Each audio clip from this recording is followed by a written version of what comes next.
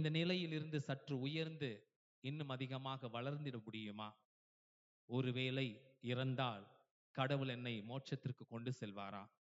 இப்படியெல்லாம் மனிதனுடைய உள்ளத்தில் பல கேள்விகள், பல உணர்வுகள் எழுந்து கொண்டிருப்பதை நாம் பார்க்கிறோம். தேடல், கடவுளை தேடிக் கொண்டிருக்கக்கூடிய மனிதனுடைய தேடல் இது. 5 அறிவு மனிதன் அல்ல, 6 அறிவு மனிதனுக்கு இருக்கக்கூடிய ஒரு மிகப்பெரிய ஒரு தேடல். அருளை தேடிக் கொண்டிருக்கக்கூடிய மனிதனுக்கு தவக்காலம் ஒரு பொக்கிஷம், தடக்காலம் ஒரு அருளினுடைய காலம். இந்த அருளை நாம் பெற்று மகிழ்கிறோம். அதற்கு நாம் பல அர்த்தங்களை விவிலிய ரீதியாகவும் நாம் பார்க்க முடிகிறது. கடவுளை பார்த்தோம்னா, கடவுள் என்ன சொல்லுவாங்க தெரியுங்களா? இன்றைக்கு இறைவார்த்தை ஒன்று சொல்கிறது, கடவுள் தந்தை இரக்கம் உள்ளவராக இருப்பது போல நீங்களும் இரக்கமுள்ளவர்களாக இருங்கள். 2 நாட்களுக்கு முன்பாக தந்தை நிறைவுள்ளவராக இருப்பது போல நீங்களும் நிறைவுள்ளவராக இருங்கள். இப்ப இந்த ஒரு கேள்வியை நான் முன் வைக்கின்ற பொழுது, என்னுடைய கண்களில் படக்கூடிய ஒரு வார்த்தை மனிதன். மனிதன் என்ற ஒரு வார்த்தை தான் என்னுடைய சிந்தனைக்கு எழக்கூடியது. ஏன்னா, தேடக்கூடியவன் மனிதன், தேடலில் ஈடுபடக்கூடியவன் மனிதன். அறிவுக்காக தேடுகிறான், பொருளாதாரத்தை தேடுகிறான், வாழ்க்கையில் அவன் தொலைத்த இடங்களிலிருந்து வாழ்க்கையின் நிம்மதியை தேடுகிறான், வாழ்க்கையினுடைய பயணத்தில் அமைதியை தேடுகிறான். அப்படிதானே எல்லாரும் இருக்கீங்க? இப்படிப்பட்ட ஒரு தேடலில் சில விடயங்களை நான் சொல்ல விரும்புகிறேன். எப்பொழுதுமே நாகமங்கலத்திற்கு நான் செல்வது வழக்கம். இந்த நாகமங்கலத்துல கடந்த முறை திருப்பலிக்கு சென்ற பொழுது பல சாட்சிகள் முன் வந்தார்கள். அதில் 2 பேர் சொன்ன சாட்சிகள், ஃபாதர், 5 ஆண்டுகளுக்கு மேல் திருமணம் ஆகாத எங்களுடைய மகளுடைய வாழ்க்கையில் திருமணம் இன்றைக்கு நிச்சயம் செய்யப்பட்டிருக்கிறது. இந்த இடத்திற்கு நாங்கள் வந்தோம். நீங்கள் சொன்னீங்க சந்தோஷமா போங்க, மாதா பார்த்துக்குவாங்கன்னு சொல்லிட்டு. சந்தோஷமா போனோம். இன்றைக்கு நிச்சயதார்த்தம் ஃபாதர் அப்படின்னு ஒருத்தர் சொல்றார். இன்னொருவர் சொல்கிறார், ஃபாதர், குழந்தை வரம் இல்லை என்று நாங்கள் இலகிக் கொண்டிருந்தோம். மாதா கிட்ட போயிட்டு போங்கன்னு சொல்லிட்டு போன வருஷம் சொன்னீங்க. இந்த வருஷம் குழந்தை வரத்தோடு நாங்கள் வந்திருக்கிறோம். ரொம்ப தேங்க்ஸ் ஃபாதர், மாதாவுக்கு நன்றி ஃபாதர் அப்படின்னு ஒரு சிலர் என் முன்பாகவே அந்த ஒரு சாட்சியத்தை முன்வைத்தார்கள். இது வழக்கமாக நடக்கக்கூடியதுதான். அது மட்டுமல்ல, எண்ணற்ற சாட்சிகளையும் மக்கள் சொல்வதை நான் உணர்ந்தேன். அப்ப அவர்களுடைய எதிர்பார்ப்பிற்கு ஏதோ ஒன்று கிடைத்திருக்கிறது என்பதுதான் பொருள். அவங்களுடைய தேடலில் ஏதோ ஒன்று அவர்களுக்கு நிறைவாக கிடைத்திருக்கிறது.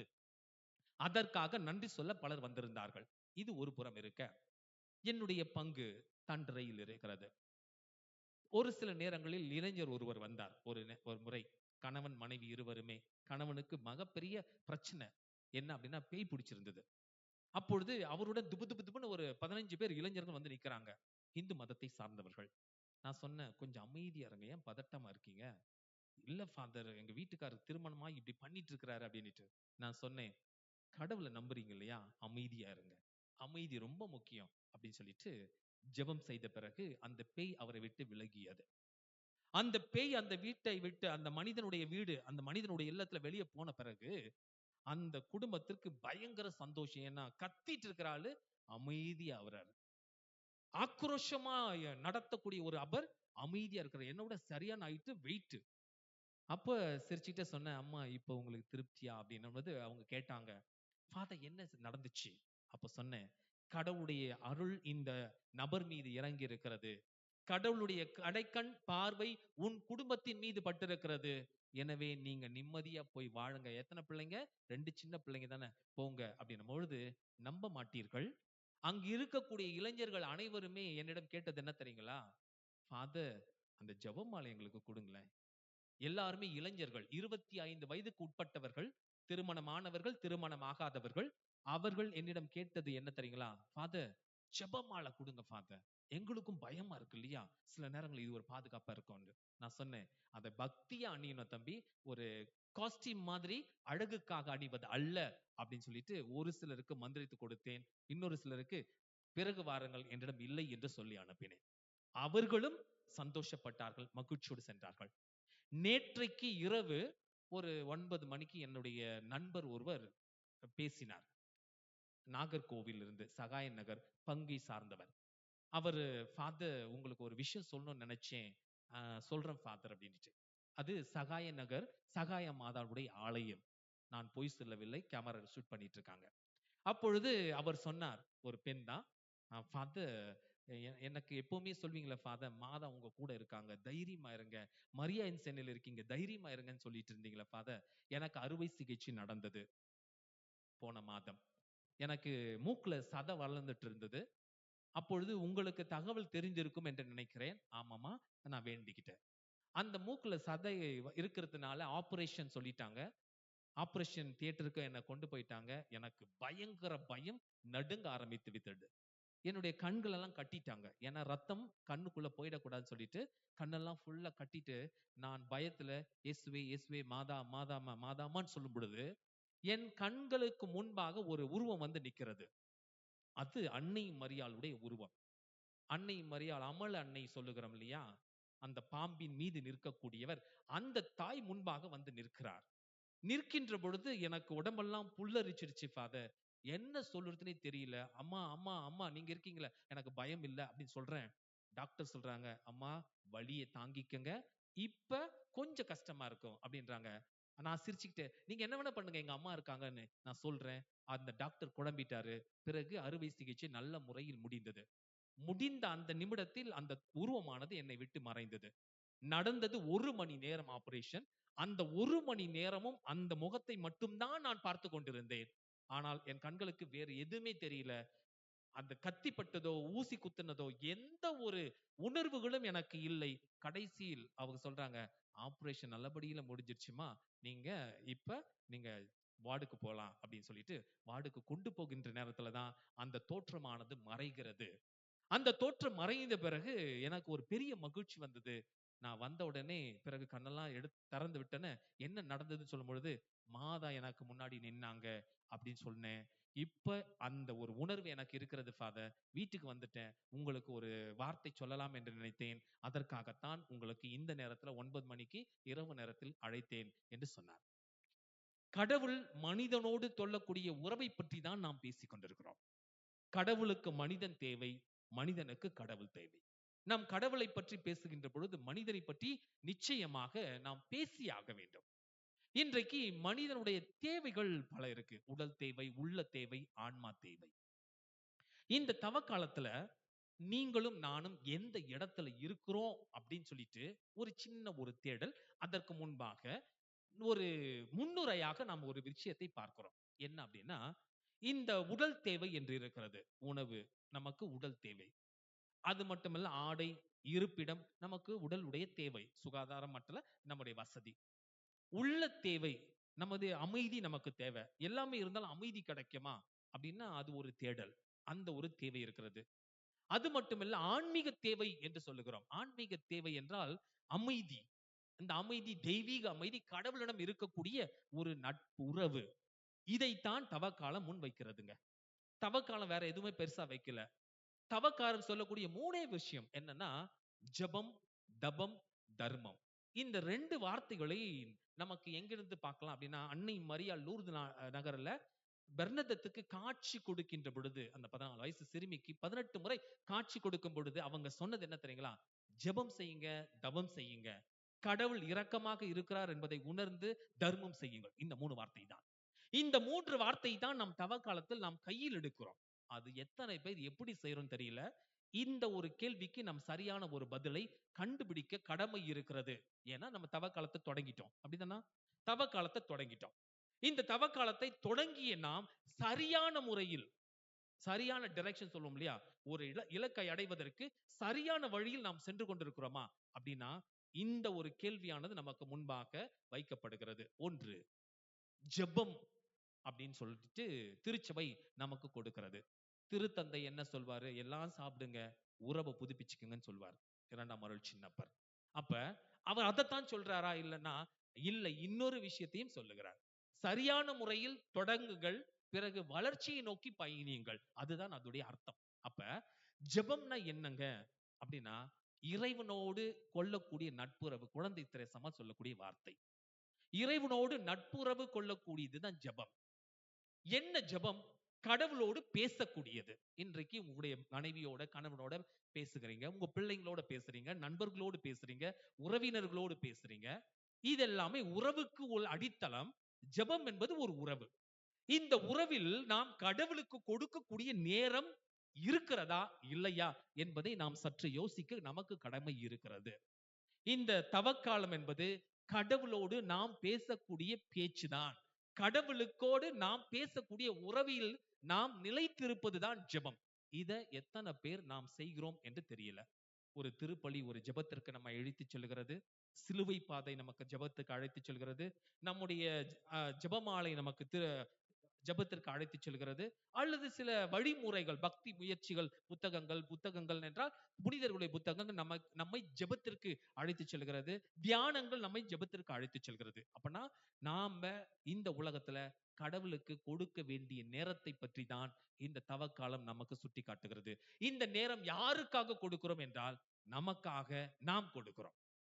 நமக்காக நாம் கொடுக்கக்கூடிய நேரம் தான் அந்த ஜெபம். மத்தவங்களுக்காக வேண்டாம், உங்களுக்காக ஜெபியுங்கள். அதுதான் தவம்னா என்ன அப்படின்னா, நிறைய நேரங்கள்ல இறைச்சியை தவிர்ப்பது அல்லது பல தரப்பட்ட பொருட்களை தவிர்ப்பது, பூ பொட்டு அப்படியெல்லாம் தவிர்ப்பது ஒரு தவ முயற்சி என்று சொல்வார்கள். என்னை பொறுத்த வரையில் நான் அழுத்தம் கொடுக்கக்கூடிய ஒரு வார்த்தை என்னன்னா, வாயிலிருந்து வரக்கூடிய கெட்ட வார்த்தையை தவிர்ப்பதும் ஒரு தவம் தான். பிறரை பற்றி புரளி பேசுவதும் தவிர்ப்பதும் ஒரு தவம் தான். பிறரை நாம் தூற்றி பிறருடைய காயங்களை உருவாக்கி அவர்களை கஷ்டப்படுத்துவதை நாம் நிறுத்திக் கொள்வதும் தவம் தான். ஏன் தவம் அப்படின்னா, கோபத்தை அடக்குனா தவம் தானே. கோபத்தை அடக்குவதும் தவம் தான். நிறைய நேரங்கள்ல அது நம்மளால அடக்க முடியல. பொறாமையை அடக்குவதும் ஒரு தவம் தான். சோம்பேறித்தனத்திலிருந்து வெளிவருவதும் ஒரு தவம் தான். அப்ப இது யாருக்காக செய்கிறோம் அப்படின்னா, நமக்காக நாம் செய்கிறோம். நாமும் ஒரு புத்தர் போல, நாமும் ஒரு சித்தர் போல, நாமும் இயேசுவினுடைய சீடர்களை போன்று தவ முயற்சிகளை செய்கிறோம். அப்படின்னா என்ன அர்த்தம்? ஒரு மனிதனை அமைதிப்படுத்துவதற்காக இந்த தவ முயற்சிகளை நாம் கையில் எடுக்கிறோம். ஜெபத்தோட தவத்தை நாம் கையில் எடுக்கிறோம். இந்த தவம் என்பது மிக கடுமையாக செய்வதல்ல. சிலுவை பாதை பயங்கரமா செஞ்சிடணுங்க. இந்த காலையில சாப்பாடே சாப்பிடக்கூடாது அந்த 40 நாளும், இல்ல இது உண்மை நோன்பு இருந்து இப்படியெல்லாம் நான் செஞ்சிருவேன். அதெல்லாம் இருந்தாலும் அதோடு சேர்ந்து நம்முடைய வார்த்தைகளில் கட்டுப்பாடு, நம்முடைய உணர்வுகளில் கட்டுப்பாடு, நம்முடைய ஆசைகளில் கட்டுப்பாடு, இது எல்லாமே ஜபத்தோடு சேர்ந்த தவம் தான். இந்த தவத்தை நம்மளால செய்ய முடியுமா முடியாதா? தர்மம். இந்த தர்மம் என்பது நிறைய நேரங்களில் நாம் நினைக்கக்கூடியது என்னன்னா, பெரிய உதவிகளை செய்வது. இந்த பெரிய உதவிகளை செஞ்சாதான் நம்ம எல்லாம் அந்த நிலைக்கு செல்லுகிறோமா என்றால், சின்ன சின்ன உதவிகளையும் தபத்தோட தர்மம் செய்யக்கூடியதுதான். இந்த தவத்தினோட தர்மம் செய்யக்கூடியதுதான் 2 நாளைக்கு முன்னாடி இருக்கக்கூடிய இறை வார்த்தை நமக்கு சொல்லக்கூடிய ஒரு பாடம். என்ன அப்படின்னா, சில நேரங்களில் நாம் பிறருக்கு கொடுப்பது, சில நேரங்களை பிறருக்கு நாம் கொடுப்பது. எப்படிங்க நேரத்தை கொடுக்கிறது? அவங்க கூட இருக்கிறது. சில நேரங்கள்ல பேசலாம், சில நேரங்கள்ல பேசாம அமைதியாக ஆறுதலா சொல்ற மாதிரி இருக்கலாம். அல்லது சில நேரங்களில் அவர்களுக்கு பொருளாதார உதவி மட்டுமல்ல, நம்முடைய உடல் உழைப்பை தந்து அவர்களோடு இருக்கலாம். அது மட்டுமல்ல, நம்மால் முடிந்த நல்ல வார்த்தைகளை சொல்லி அவர்களை தேற்றி நம்மிடம் இருக்கக்கூடிய திறமைகளை அவர்களோடு பகிர்ந்து கொண்டு வாழலாம். இதெல்லாமே தர்மத்தினுடைய செயல்பாடுகள். இத ஒரு மையம் வச்சுட்டு, இன்றைக்கு நீங்களும் நானும் மனிதர்கள். இந்த மனிதர்களை நான் எப்படி பிரிக்கிறேன் அப்படி தெரியுங்களா? நடுவுல ஒரு மனிதனை வச்சிட்டு மேல நல்லவர்களையும் கீழே கெட்டவர்களையும் வைக்கிறேன். மேல நல்லவர்கள் கீழே கெட்டவர்களை மையத்தில் இருக்கக்கூடிய மனிதன் யார்?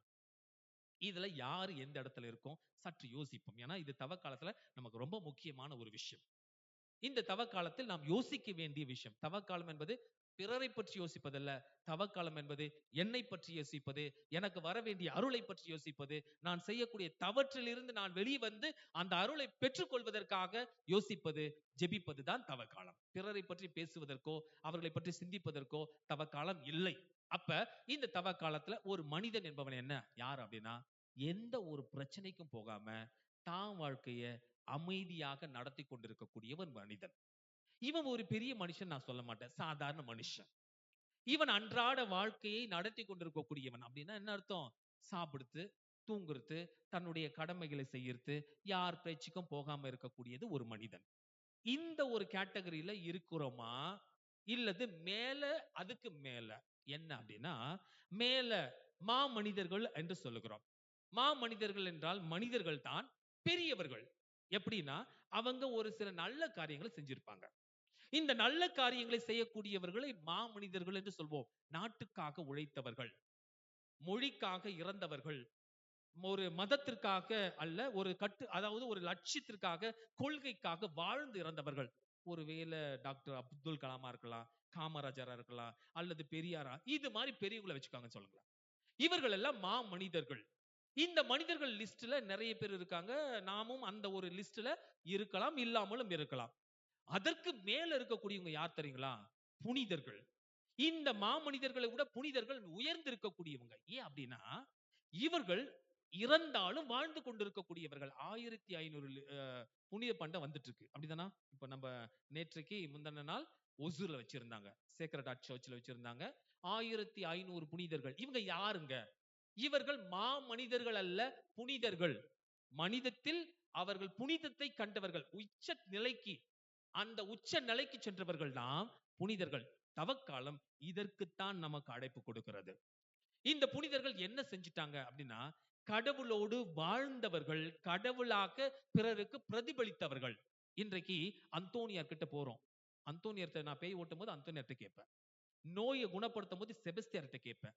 அல்லது ஏதாவது ஒரு பிரச்சனையா சந்திக்கும் போது மிக்கேல் அதி தூதர்கிட்ட கேட்பேன். அன்னை மரியாள் கிட்ட எப்பவுமே காமனா நிறைய விஷயங்களை நான் கேட்டுட்டு இருப்பேன்.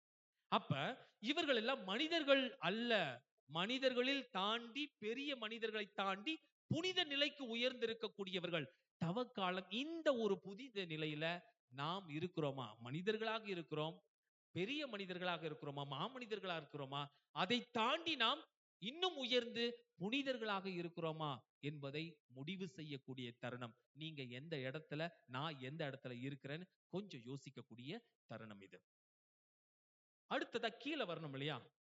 இது மிருகத்தனமான மனிதர்கள், படுமோசமான மிருகத்தனமான மனிதர்கள்.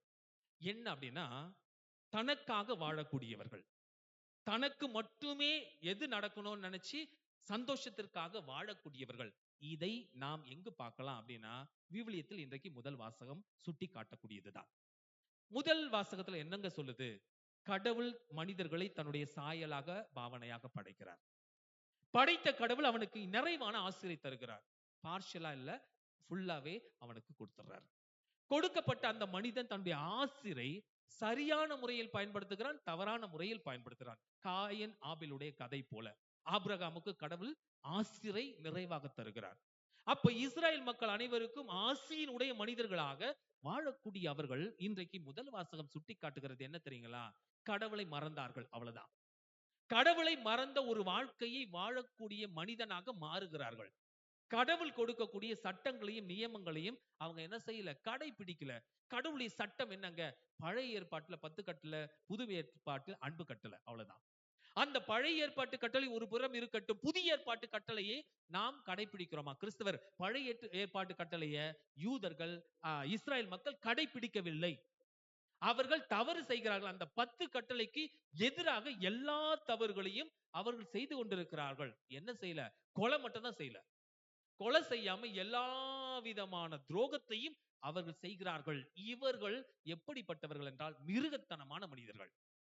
படைத்த நோக்கத்தை மறந்து தன்னுடைய சுயநலத்திற்காகவே அவர்கள் தனக்காகவே வாழ்ந்து மடியக்கூடிய இவர்கள் மாமனிதர்களை போல கீழே இருக்கக்கூடியங்க மிருகத்தனமான மனிதர்கள். அடுத்ததா வரும் பொழுது இவர்கள் என்ன?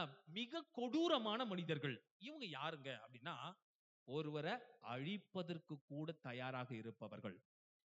எங்க பங்குல நிறைய பேர் சூனியம் வைப்பாங்க, எனக்கு நல்லாவே தெரியும். இன்னைக்கு பௌர்ணமியில எலுமிச்சம்பழம் வச்சிருப்பாங்க. எங்க ரோட்ல, முக்கூட் ரோட்ல எலுமிச்சம்பழம் இருக்கும், முட்டை இருக்கும், மிளகாய் இருக்கும். லாஸ்ட் முறை பூசணிக்காய் இருந்துச்சு. ஒரு அம்மா பயந்து வந்தாங்க, கிளியர் பண்ணி விட்டேன். அந்த அம்மா பேர் நான் சொல்ல விரும்பல, ஏன்னா ரெக்கார்டிங் ஆகுது. இப்படி எல்லாம் இருக்கிறது. அவங்களுக்கு ஒரே நம்பிக்கை என்னன்னா, யார் செத்தாலும் எனக்கு பிரச்சனை கிடையாது, நான் மட்டும் நல்லா இருப்பேன். ஏன்னா எப்பவுமே எங்க மக்கள்கிட்ட சொல்வேன், இது வந்து ஆக்சிடென்ட் ஜோன். இந்த ஏரியால ஆக்சிடென்ட் ஆகும் எப்பவுமே. போன வாரத்துக்குள்ள 3 ஆக்சிடென்ட்ஸ். 3 ஆக்சிடென்ட்ஸ். ஏன்னா அது தீயவன் இருக்கக்கூடிய ஒரு இடம். நிறைய பேருக்கு அது தெரியாது. கண்ணுக்கு தெரியாத ஒரு எதிரி நம்ம கூட இருக்கான். நம்மள பார்த்துட்டு இருக்கான். ஆனா நாம அவள பார்க்கல. அவ்வளவுதான். அந்த கண்ணுக்கு தெரியாத எதிரி நம்மை எப்படியெல்லாம் சரித்து விடலாம் என்று நினைக்கிறோம். எங்க அப்படின்னா, காயின் ஆபேல் கதையிலேயே அந்த பொறாமை தொடங்கு விடுகிறது. அந்த பொறாமையில தன்னுடைய சகோதரனை அழிப்பதற்கு கூட அவன் முன் வருகிறான். அது தப்பு தானே? தப்பு தானே? இந்த பொறாமை. அதே மாதிரி தாவீது என்ன செய்றான்? உரியாவுடைய மனைவிக்கு ஆசைப்பட்டு உரியாவை சாகடின்னு நினைக்கிறான். தப்பு தானே? உயிர் எடுக்கக்கூடிய மனிதர். இன்றைக்கு உயிர் எடுப்பது கொலை பண்றது மட்டும் இல்ல. சூனிய வைக்கிறதும் உயிர் எடுக்கக்கூடியதுதான். சூனி எடுக்கக்கூடிய மனிதர்கள் கிறிஸ்தவர்கள் நிறைய பேர் இன்றைக்கு இருக்கிறார்கள். அவங்களுக்கு நான் ஒரு சின்ன அட்வைஸ். 7 வருஷத்துக்கு பிறகு திரும்பிடும். 7 வருஷத்துக்கு பிறகு திரும்பிடும். திரும்பிட்டா உங்களை கடவுள் கூட காப்பாத்த முடியாது. கடவுள் கூட உங்களை காப்பாத்த முடியாது. ஏன்னா நான் கண்ணு முன்னாடி நிறைய பார்த்துட்டேன். நிறைய பார்த்தாச்சு. நிறைய விஷயங்கள். சின்ன வயசுல இருந்து நான் பார்த்துட்டு வரேன். எனவே இந்த ஒரு தவற்றை இன்றைக்கு செய்கிறான். மிருகத்தனமான மனிதர். அப்படின்னா நான் ஒருத்தனை சாகடிச்சு நான் சந்தோஷமா இருப்பேன். சிங்கம் மாதிரி வேட்டையாடிட்டு நான் என் பசி ஆத்திக்குவேன். அப்ப மிருகத்தனமான மனிதர்கள் இந்த ஒரு இடத்துல தான் கடவுள் தன்னை மையப்படுத்துகிறார். இந்த 5 விதமான மனிதர்கள் மத்தியில் கடவுள் வருகிறார். கடவுள் என்ன சொல்றார் தெரியுங்களா? நான் நிறைவுள்ளவராக இருப்பது போல. நிறைவு என்றால் என்னங்க? அருளில் நிறைவுங்க. இதுதான் நல்லா புரிஞ்சுக்கணும். நிறைவு என்பது சோத்துல நிறைவா? உடல் நலத்துல நிறைவா? ஆரோக்கியத்துல நிறைவா? அச்சா அதெல்லாம் குப்பையில போடுங்க. அருளில் நிறைவு. இதை யார் வாங்கி இருந்தா? ஆபிரகாம் வாங்கி இருந்தாரு. புதிய ஏற்பாட்டுல அன்னை மரியாள் வாங்கி இருந்தாங்க. அருள் நிறைந்த மரியே வாழ்க. அருளை நிறைவாக பெற்ற ஒரு பெண் யார் என்றால் அது அன்னை மரியாளை தவிர வேற யாருமே கிடையாது. இந்த அருளை நிறைவாக பெறக்கூடியவர் உடல், உள்ள, ஆன்மா என்று சொல்வோம். அந்த அனைத்து அருளையும் நிறைவாக பெற்ற ஒரு பெண் அன்னை மரியாள். அப்ப அந்த அருளை நிறைவாக பெறுவதற்கு நாம் என்ன செய்கிறோம்? கடவுளை போல இருந்தா தாங்க அருள் நிறைவா கிடைக்கும். கடவுளை போன்று அருளை நாம் நிறைவாக பெறுவதற்கு கடவுள் ஒரு டிப்ஸ் கொடுக்கிறாரு. எப்படிங்க அப்படின்னா, அன்பு செய்யுங்க. இந்த அன்புல ஒரு விஷயம் சொல்லுவாங்க. 2 வார்த்தை இருக்கும். தந்தை நிறைவுள்ளவராக இருப்பது போல நீங்களும் நிறைவுள்ளவராக இருங்கள். இன்றைக்கு சொல்லப்படக்கூடியது தந்தை இரக்கமுள்ளவராக இருப்பது போல நீங்களும் இரக்கமுள்ளவராக இருங்கள். இது 2 தான் கேப்ஷன். ஒரு அன்புக்கு ஒரு நிறைவு, ஒரு இரக்கம். தந்தை நிறைவாக இருக்கிறாருன்னா அன்புல நிறைவா இருக்கிறாரு. அந்த அன்பு எப்படி பிரதிபலிக்கும்னா இரக்கம் உள்ளவராக இருப்பது போல அப்படின்னு சொல்லிட்டு. அப்ப டூஸ் அண்ட் டோன்ட்ஸ் என்று சொல்வார்கள் ஆங்கில வார்த்தை. எதை செய்வது, எதை செய்யாமல் இருப்பது. எதற்கு செய்யணும்? இன்றைக்கு நம்ம யோசிக்கிறோம். அந்த 5 மனுஷன்கள நாம எந்த இடத்துல இருக்கிறோம் அப்படின்னுட்டு. ஒன்று என்ன என்ன முதல்ல சொல்லப்பட்டிருக்கு ஞாபகம் இருக்கா? எதை செய்யக்கூடாது? எதை செய்யக்கூடாது? 2 விஷயத்தை செய்யக்கூடாது. ஒன்று தீர்ப்பிடுவது. தீர்ப்பு செய்வது, தீர்ப்பிடுவது. நமக்கு தெரியும் சிலுவை பாதையில முதல் பாதை என்ன இருக்கும்? பிலாத்து இயேசுவை தீர்ப்பிடுகிறார். அதுதான் முதல்ல தொடங்கும். இந்த தீர்ப்பிடுவது எப்படி அப்படின்னா, ஒருத்தர குற்றவாளி என்று சொல்வது தீர்ப்பிடுவது. இயேசு அந்த விபச்சார பெண்ணை தீர்ப்பிடல. இயேசு அந்த தீய கல்வனை தீர்ப்பிடல. இயேசு யாரையுமே தீர்ப்பிடல. இயேசு நமக்கு ஒரு முன்னுதாரணம். நாம் இன்றைக்கு பலரை தீர்ப்பிடுகிறோம். அன்னைக்கு சொல்றோம் அவன் செஞ்சுட்டான், இவன் செஞ்சுட்டான், அவன் செஞ்சுட்டான். ஏன் நாம செய்யலையா? நாம மட்டும் ஒரு பெரிய புத்தரா? நம்ம இயேசுவா? அந்தோனியாரா? செபஸ்தியாரா? அசிசியாரா? நாம் தீர்ப்பிடுகிறோம். இந்த தீர்ப்பிடுவது என்பது மிகவும் ஆபத்தானது. ஏன் என்றால் நாளைக்கு நாமும் அதே தீர்ப்புக்குத்தானே ஆளாக இருக்கிறோம். நீ எந்த அளவில் அளக்கிறியோ அதே அளவில் உங்களுக்கு அளக்கப்படும் என்று விவிலியம் மிக தெளிவாக கிறிஸ்டல் கிளியரா சொல்லப்படுகிறது. தீர்ப்பிடுவது என்பது மிகவும் ஆபத்தானது. ஏன் அப்படின்னா அந்தோனியார பலர் தீர்ப்பிட்டாங்க. அசிசியார் எப்படி தீர்ப்பிட்டாங்க தெரியுங்களா? பைத்தியக்காரன் சொன்னாங்க. பைத்தியக்காரன் சொன்னாங்க. தீர்ப்பிட்டவர்களுக்கு நான் சொல்லுகிறேன், அசிசியார் பைத்தியக்காரரா? அன்னை மரியாளை தீர்ப்பிட்டார்கள். அன்னை மரியாள் தவறானவங்களா? இயேசுவை தீர்ப்பிட்டார்கள். இயேசு தீயவரா? இன்றைக்கு நாமும் அதே தவற்றை தான் செய்கிறோம். தவக்காலத்துல தீர்ப்பிடுவது தவிர்க்கப்பட வேண்டிய ஒரு மிகப்பெரிய ஒரு விஷயம். இரண்டாவது, கண்டனம் செய்வது. கண்டனம் எப்படிங்க செய்யறது? தர்ணா செய்யறோம் இல்லையா? தர்ணா எப்படின்னா, நமக்கு பிடிக்கலன்னா நம்ம என்ன செஞ்சிருவோம்? வாக் அவுட் பண்ணிடுவோம். நான் இன்னைக்கு சாப்பிட மாட்டேன், இன்னைக்கு நான் பேச மாட்டேன், உன் கூட இருக்க மாட்டேன். இதுதான் கண்டனம் செய்வது. கண்டனம் செய்வது என்பது ஆக்ஷன்ல இறங்குறது. ஆக்ஷன்ல. அது என்ன? வேர்ட்ஸ்.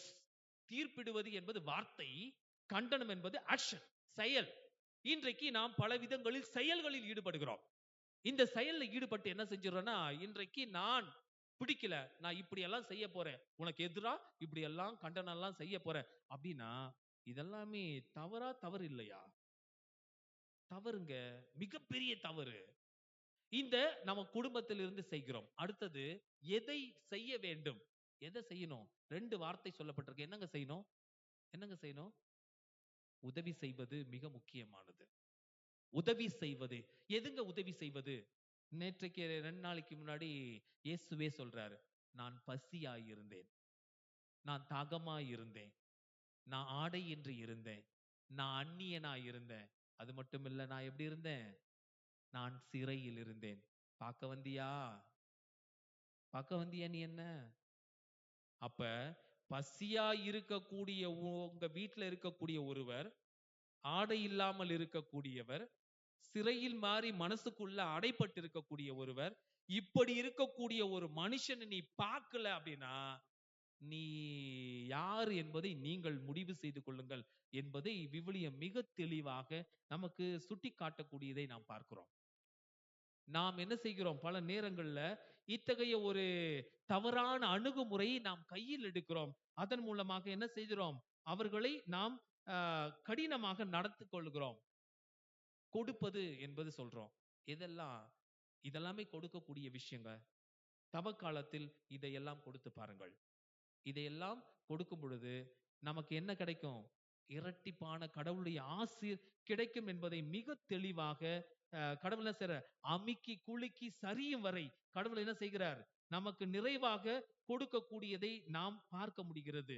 அது மட்டுமல்ல, கடவுள் இரக்கமுள்ளவராக இருப்பது போல கடவுள் நம்மிடம் இருந்து இரக்கத்தை எதிர்பார்க்கிறார். தப்புக்கும் தவறுக்கும் வித்தியாசம் இருக்கு.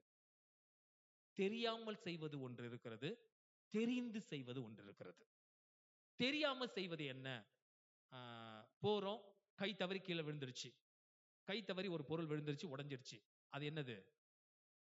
தெரியாமல் செய்வது தவறு. தவறு செஞ்சுட்டேன், என்ன செஞ்சுக்கலாம்? திருத்திக்கலாம். ஆனா வேணும்னு போய் டமால் உடைச்சிட்டு அப்படிதான் பண்ணுவேன் அப்படின்னா இது என்னது? இது தெரியாமல் செய்வதல்ல, தெரிந்தே செய்வது. அப்ப இன்றைக்கு மனிதன் தெரிந்தும் செய்கிறான், தெரியாமலும் செய்கிறான். தெரிந்து செய்யக்கூடியதும் உண்டு, தெரியாமல் செய்யக்கூடியதும் உண்டு. நாம என்ன செய்யறோம்? கடவுள் கொடுக்கிறாரு போல நாமும் கொடுப்பதற்கு எவ்வளவு விஷயங்கள் இருக்கு. இன்றைக்கு விவிலியம் சொல்லுகிறது, எவ்வளவு விஷயங்களை நம்ம கொடுக்கலாம். தவக்காலன் இதற்கு ஒரு அழைப்பு கொடுக்கிறது. இது தாங்க மையமா. கடவுள் நம்மிடமிருந்து எதை எதிர்பார்க்கிறார் என்றால், ஒரு அழகான ஒரு வாழ்க்கை எதிர்பார்க்கிறார். அன்றைக்கு தானியேல் சொல்றாரு, அரசர்கள், பெரியவங்க, இளைஞர்கள், குழந்தைங்க எல்லாருமே உன்னை விட்டுட்டு போயிட்டாங்க, உங்களை கண்டனம் செஞ்சிட்டாங்க, உங்களை விட்டுட்டு போனாங்க. கடவுள் எங்களுக்கு சரியான முறையில் தண்டனை கொடுத்தார். இப்ப நான் வந்திருக்கிற தானியேல் மட்டும் திருந்தி கடவுளிடம் வருகிறார். இதைத்தான் இந்த தவக்காலத்தில் அந்த ஊதாரி மகன் உவமை போல நாம் கடவுளிடம் திரும்பி வருவதற்காகத்தான் இந்த தவக்காலம் நமக்கு கொடுக்கப்படுகிறது. இன்றைக்கு யோசிங்க, நான் புனித இடத்தில் இருக்கிறேனா, அல்லது நல்ல மனிதன் என்ற இடத்தில் இருக்கிறேனா, இல்ல சாதாரண மனுஷனா இருக்கிறேனா, அல்ல மிருகம் மாதிரி வாழ்ந்துட்டு இருக்கேனா, இல்ல கொடூரமான மிருகம் மாதிரி வாழ்ந்துட்டு இருக்கேனா? திருத்தப்படக்கூடியவர்கள் யார் என்றால், கடைசியில ஒருத்தர் இருக்கான் பாருங்க, கொடூரமான மிருகம், அவன் இருக்கவே கூடாது. ஆனால் அவனையும் கடவுள் மன்னிக்கிறார். அதுக்கு அடுத்ததா இருக்கிறான் பாத்தீங்களா, மிருகம் மாதிரி வாழ்ந்துட்டு இருக்கான் இல்லையா, அவனும் இருக்கக்கூடாது. இருந்தாலும் கடவுள் அவனை மன்னிக்கிறார். சாதாரண மனுஷன் சொல்றோம் இல்லையா, அவன் தேவையே கிடையாது. ஆனால் அதற்கு மேல இருப்பதற்குத்தான் நமக்கு இந்த தவக்காலம் அழைப்பு கொடுக்கிறது. அதற்காக என்ன முயற்சி செய்யணுமோ செய்யுங்க. அதற்காகத்தான் இந்த தவக்காலம். தவக்காலம் எதுக்கு கொடுக்கப்படுது? ஒரு பக்கத்துல யாரையும் தீர்ப்பிடாம, யாரையும் கண்டனம் செய்யாம வாழக்கூடிய ஒரு அழகான ஒரு கலையை கற்றுக்கொள்வதற்கும், இன்னொரு பக்கத்துல பிறர் மீது இரக்கம் கொள்வதற்காக, பிறருக்கு நம்மால் முடிந்த உதவிக்கரம் நீட்டி வாழ்வதற்கு இந்த ஜெபம் நமக்கு உறுதுணையாக இருக்கிறது. நாம் செய்யக்கூடிய இந்த சின்ன சின்ன தவங்கள் நமக்கு உறுதுணையாக இருப்பதை பார்க்கிறோம். இந்த செய்யக்கூடிய இந்த தர்மங்கள் எல்லாம் நம்மை காக்கக்கூடியதாக இருக்கிறது. இதற்காகத்தான் நாம் வாழ்ந்து கொண்டிருக்கிறோம். கடவுள் இருக்கிறாரா? கடவுள் இருந்தா நாம ஏன் சோகமா இருக்கணும்? அப்படித்தானே? கடவுள் இருந்தா நாம சோகமா இருக்க கூடாது இல்லையா? சிஸ்டர் ரோசி அக்கா 5 காயத்தை பார்த்திருக்கேன் நானு. ரத்தத்தை பார்த்திருக்கேன். சிஸ்டர் விமலா காயத்தை பார்த்திருக்கேன். வலியில தாங்க முடியாது துடிப்பாங்க. ஆனா யாருமே தூற்ற மாட்டாங்க. யாருமே தூற்ற மாட்டாங்க. வலியினுடைய ரணம் எனக்கு தெரியாது. ஏன்னா என் உடம்புல இல்ல. அனுபவிக்க முடியாது. ஆனா அவங்க துடிக்கிறத பார்த்தா எனக்கு தெரியும் எப்படி துடிக்கிறாங்க என்று. ஒருவருடைய வலியை நமக்கு தெரியும் இல்லையா? துடிக்கிற விதத்தை பார்த்தா நமக்கு தெரியும் இல்லையா? அதே போல பேய் பிடித்தவனை பார்த்திருக்கீங்களா? அதற்கு முன், அதற்கு பின்.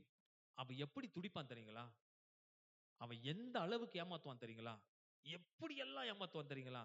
போன வாரம் மட்டுமே 4 பேருக்கு ஓட்டியிருக்கேன். 4 பேருமே யங்ஸ்டர்ஸ். அந்த குடும்பத்தை சீரழிச்சிருச்சு. அப்ப அந்த தீயவன் அந்த குடும்பத்தை அழிக்கிறான். இறந்த ஆன்மாக்கள் சொல்றோம் இல்லையா? ஆக்சிடென்ட் ஆகுறது, சூசைட் பண்ணிக்கிறது, எப்படியாவது போய் செத்து போறது, இதெல்லாம் இருக்கு இல்லையா? இது என்ன செய்யும் அப்படின்னா, மனுஷனை உட்கார்ந்துகிட்டு ஒரு குடும்பத்தை அழிச்சிரும். பேய் உங்களைய வழி நடத்துதுன்னா அதை மன்னிச்சிடலாம், அதை விரட்டிடலாம். ஆனா நாமளே பேயா இருந்துட்டா அதை யார் ஓட்டுவா? பேயை ஓட்டுறதுக்கு சாமியார் இருக்கிறாரு. நமக்குள்ள இருக்கிற பேயை ஓட்டுறதுக்கு சாமியாரால முடியவே முடியாது. தெரியுமா அது? அதற்கு ஒரே வழி பாவ சங்கீதனம். அந்த பேயை ஓட்டுவதற்குத்தான் இந்த தவக்காலம் நமக்கு என்ன தருது தருங்களா? அந்த 40 நாள் உண்ணா நோன்பு இருந்து நல்ல பாவ சங்கீதனம் செய்து திரும்பி வா, திரும்பி வா. அதற்கு ஒரு நாள் கொடுக்கல, 40 நாள் கொடுக்குது. 21 நாள் தான் ரீஹாபிலிட்டேஷன் சென்டர். ட்ரக்ஸ் எல்லாம் போறாங்க இல்லையா? 21 நாள் கிளாஸ் எடுப்போம். ட்ரைனிங் கொடுத்து அவன் மனசை மாத்தத்துக்கு 21 நாள். நமக்கு 21 நாள் இருக்கு. 42 நாள் நமக்கு தாராளமா 40 நாளுக்கு மேல இருக்கு. அப்ப 2 டைம் நம்ம போயிட்டு வந்துடலாம் ஒரு மனுஷனை மாத்துறதுக்கு. அந்த ஒரு சூழல் தான் நமக்கு கொடுக்கப்பட்டிருக்கிறது. இதுலயும் நம்ம மாறலனா கடவுள் எப்படிங்க மாத்துவாரு? இப்ப நம்ம இந்த கல்வாரி பலிக்கு செல்கிறோம். யாருடைய பலி? இயேசுடைய பலி. பேய் பார்த்திருக்கீங்களா? நான் பார்த்திருக்கேன். மனுஷன் மாதிரி ஏமாத்திருக்குங்க. மனுஷன் மாதிரி அழகா ஏமாத்தும். செம்ம டெக்னிக்கா ஏமாத்தும். எங்க வீட்டு முன்னாடி அப்படியே காசு கிராஸ் பண்ணி போறத பார்த்திருக்கேன். பயந்து ஒருத்தர் ஓடி வந்து பிளஸிங் வாங்கினாரு. அடுத்த நாள் ஃபீவரோட. எனக்கு நல்லாவே தெரியும். ஆனால் கடவுள் நம்மோடு இருக்கக்கூடிய நேரத்துல எது வராது? தீயவன் நம் பக்கத்துல வர மாட்டான். தீயவன் நம்ம பக்கத்துல வரானா என்ன அர்த்தம் தெரியுங்களா? நமக்கு பேய் பிடிக்க போகுதுன்னு அர்த்தம். அந்தோனியாருக்கு என்னைக்கா பேய் பிடிச்சிருக்கா? அந்தோனியார் பேய் பிடிக்காது. ஏன் தெரியுங்களா? அவர் கூட கடவுள் இருந்தாரு. பேய் பிடிக்காது. நமக்கு பிடிக்குமா? பிடிக்கும். ஏன் தெரியுமா? நம்ம கூட பாதி கடவுள் தானே இருக்கிறாரு. மீதி பேய் தானே இருக்கு. பேயும் சாமியும் ஒண்ணா மாறி மாறி மாறி 50-50 இருந்தா எது இருக்கும்? பாதி 50 சாமி இருக்கும், பாதி 50 பேய் இருக்கும். சாமி வரும்போது பேய் வெளியே போயிடும், சாமி வெளியே போகும்போது பேய் உள்ள வந்துடும். இதுதான் மனிதனுடைய நிலை. இதுதான் மனித நிலை. யாருமே நல்லவங்க கிடையாது. கடவுள் முன்பாக யாருமே நீதிமான் கிடையாது. ஆனால் நீதிமானாக இருப்பதற்கு முயற்சி செய்து கொண்டிருக்கிறோம். அதற்குத்தான் இந்த தவக்காலம். பைபிள் வச்சிருக்கீங்களா? வரி வரியா சொல்வீங்களா? நான் பைபிள் ஃபுல்லா தெரியாது. பைபிளா தெரியாது. ஆனால் பேய் ஓட்ட முடியும். வாக்கு சொல்ல முடியும். சொன்னா நடந்துரும். டக் டக் டக்குன்னு சொல்லிட்டு போயிடுவேன். கடவுளா கிஃப்ட் கொடுத்திருக்கிறாரு.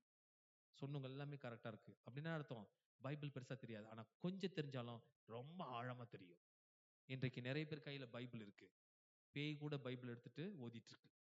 பேய் கூட பைபிள் எடுத்து இறை வார்த்தை போதிக்கும். அப்படி இல்லைன்னு நீங்க சொன்னீங்கன்னா, தவ காலத்தில் தொடக்க வாரத்துல என்னாச்சு? இயேசுவை சாத்தான் சோதித்தது எதை வச்சு? பைபிளை வச்சுதான். பைபிளை கோட் பண்ணி தான் இயேசுவுக்கே டக்கப்போர் கொடுத்துச்சு. எதை? பைபிளை வச்சு அந்த இறைமகனே டக்கப்போர் கொடுத்தது எது? சாத்தான். இன்றைக்கு அதே பைபிள் நம்மள என்ன செஞ்சிடக்கூடாது? மென்டல் ஆக்கிடக்கூடாது. பைபிள் நம்மள மென்டல் ஆக்கிடக்கூடாது. எப்படின்னா, நம்ம நல்லவங்க அப்படின்னு நம்ம நினைச்சிட்டாவே அங்கே ஒரு தப்பு வந்துருதுன்னு அர்த்தம். என்ன தப்பு? ஆணவம். என்ன தப்பு வருது? ஆணவம். எனக்கு பைபிள் தெரியும். பைபிள் என்ன தெரியுங்களா? கடல் போல. படிக்க படிக்க படிக்க படிக்க ஒரு தேன் கூடு மாறி அப்படியே தேன் வந்துகிட்டே இருக்கும். ஒரு முறை படிக்கும்போது ஒரு விதம், இன்னொரு முறை படிக்கும்போது இன்னொரு விதம். வாழ்ந்து பாருங்கள். பைபிளோடு வாழ்ந்து பார்த்தோம்னா அது பயங்கர சூப்பரான ஒன்று. அது பேசுவதற்கல்ல, படிப்பதற்கல்ல, அது வாழ்வதற்கான ஒரு வாழ்க்கை முறை. கடவுளோடு வாழ்வதற்கான வாழ்க்கை முறை. எனவே இறை வார்த்தையின் அடிப்படையிலே சிந்திப்போம், செயல்படுவோம். தந்தை, மகன், தூய ஆவியாரின் பெயராலே ஆமென்.